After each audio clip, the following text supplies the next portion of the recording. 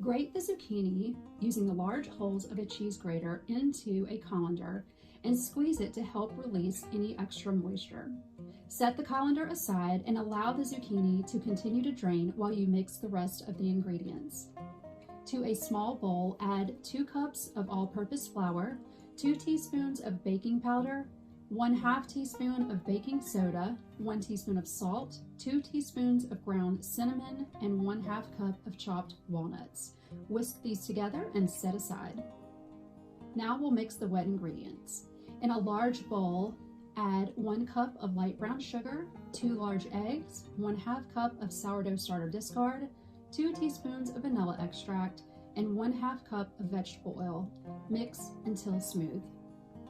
Add the dry ingredients to the wet ingredients and stir until combined. Give the zucchini one last squeeze and stir it into the batter.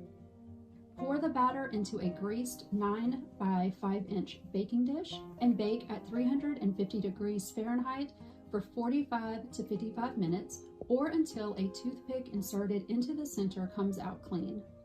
Let the zucchini bread cool for 15 minutes. Run a butter knife around the edges to release them from the dish and then transfer the bread to a cooling rack.